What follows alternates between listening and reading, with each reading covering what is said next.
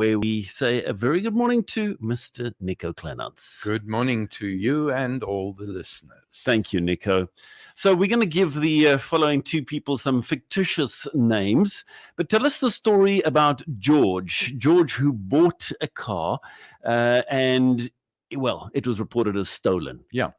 George, like many young men in their 25-year-old, has an ideal golf car that he wants to buy. Yes. And his friend owns a Golf, just like he wants. So they negotiate that he will buy the car. And then the car gets stolen. But a week later, it's found. So now he pays for the car, he takes the car, he goes to the traffic department to register the car, and they say, you've bought a stolen car, and they assume he stole the car, so they call the police. So poor George is feeling under a lot of pressure about there. Off George goes to the police station. He gets his friend to come in and say, I was the owner, the car has been found. But the police say the car is noted on our database as stolen, and we've got to unlink that stolen thing. So it's fine. 3 months, the police agree it's got to be unlinked. 6 months, the police agree it's got to be unlinked. But it's still not. 9 months, the police agree it's got to be unlinked. In the meantime, he can't use the car. It's standing in the yard. Yeah, in the impound. 12 months, he is finally told that the car can now be registered. So he goes off to the traffic department. They agree to register it, but now he's got to go for a roadworthy. And the car has been standing still for 12 months. So it now won't start. And 2 mechanics later, they still haven't worked out why the car won't go.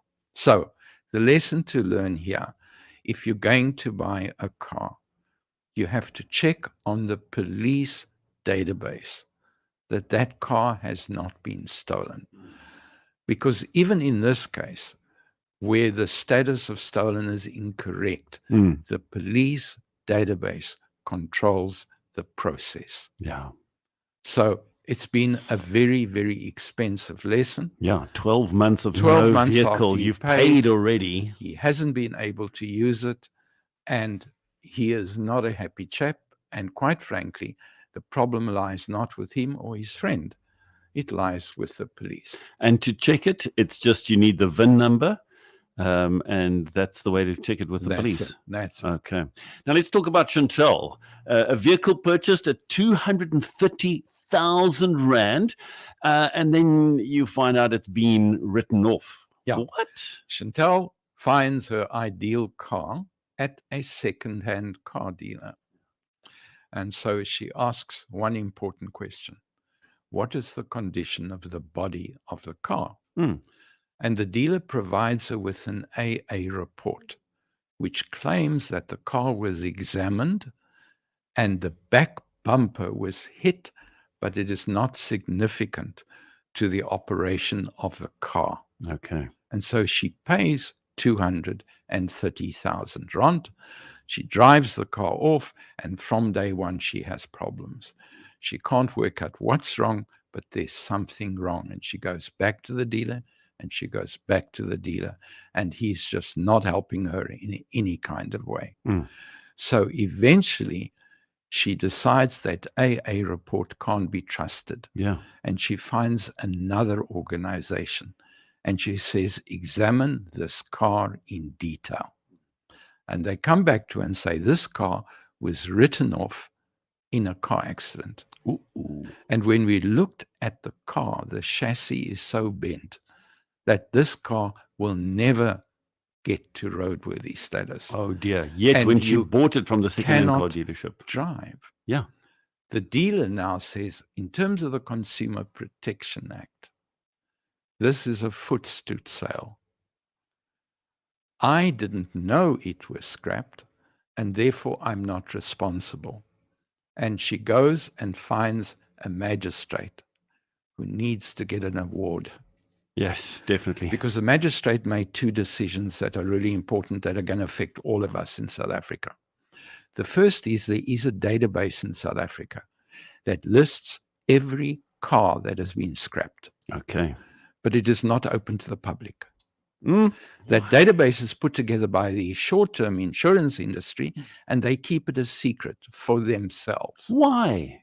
She has now negotiated with the industry that as of the 1st of March, that database is going to be opened up to the public. Brilliant. And she says that because she says too many of her court cases are around this issue, and the people are innocent and the dealers are less than honest.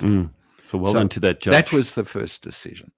The second decision she made, which is in law quite clear, the Consumer Protection Act does not allow you to sell something with a material defect and claim that this was a footstool sale. It is incompatible with law. The dealer doesn't know what he's talking about. Brilliant.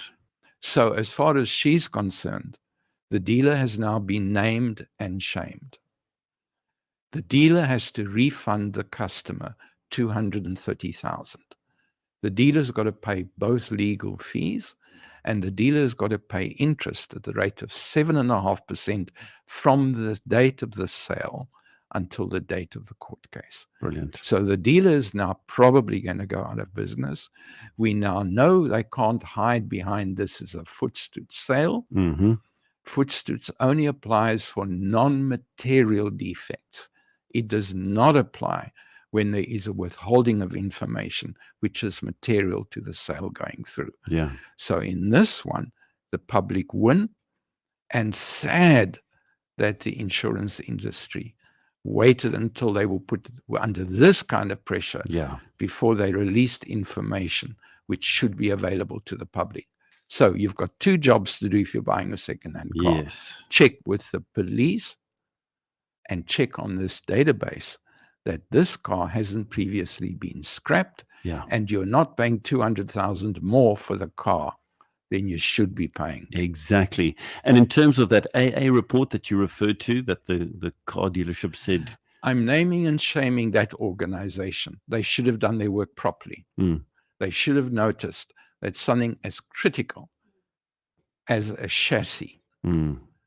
So either that report was bought and they don't know about it, or else there was just sheer negligence. So that one I'm putting out there, and people have got to take the consequences of their actions. But she was misinformed.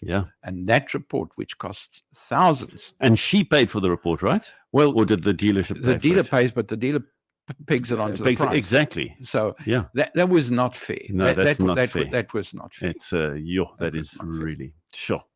Nico, thank you so much. Really something to think about. And again, ladies and gentlemen, if you're going to buy a vehicle, especially a second-hand vehicle, do the research, read the documents, and make sure that what's happening is something that you know.